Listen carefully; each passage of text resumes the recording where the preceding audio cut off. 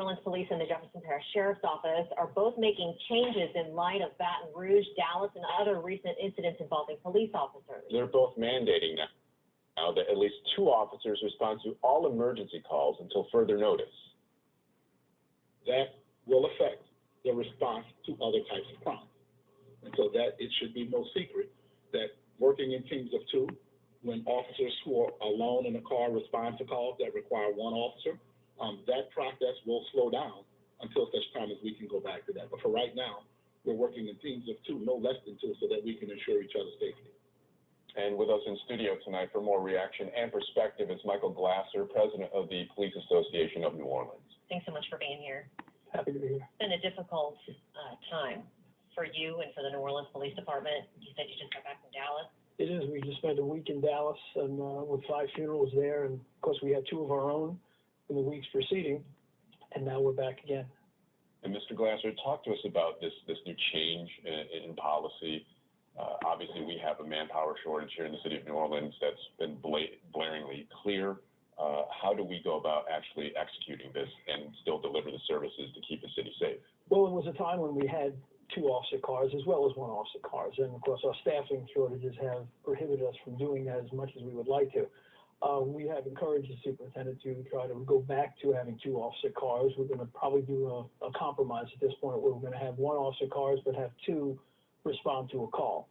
It's better than 1, although we would prefer to have 2 officers in 1 car, because sometimes that minute or 2 that it takes the second officer to get there, a lot can happen in that minute while that officer is alone, and sometimes when that second officer shows up, they're now alone because the first officer is compromised and they don't know what they're walking into. So we would prefer to have 2 officers in 1 car, but in this case, we're happy to have at least 2 officers showing up on each call. Obviously, response times, we've talked to you about it, has been a priority. This is going to affect it, Chief Harrison said. No question it's going to. It's going to take more people to do the same job we did before, and of course it's labor intensive and we don't have labor. So that would be a problem. What are you hearing from your fellow officers? As we mentioned that you just came back from Dallas. Certainly you were talking to other officers there.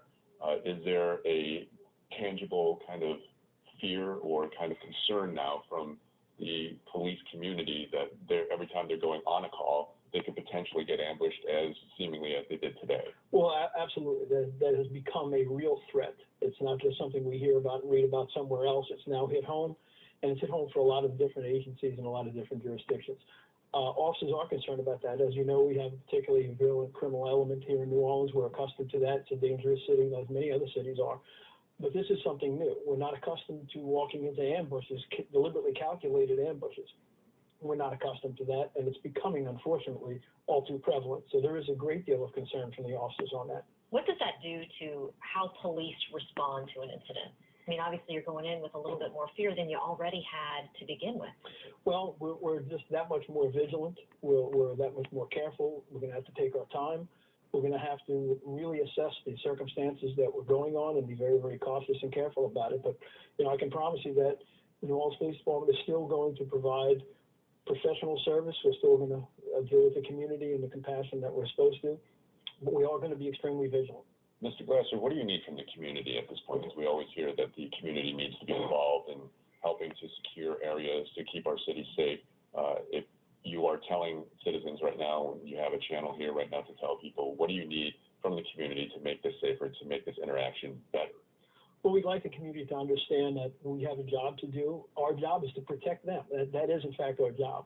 Number 1 priority is public safety. Unfortunately, it's not our own safety. It's public safety. That's the number 1 priority. We would like to remain safe in the same process. So we would like them to understand that if we appear a little abrupt or if we appear a little bit too authoritative, it's not because we're trying to be mean or we're trying to be angry. It's just that we're trying to make sure that our instructions are followed so that we don't have any accidents, we don't have any misunderstandings, and if there is a problem, that we're prepared to address it. Mike Glasser, president of PANO, thanks for being with us. Thank you.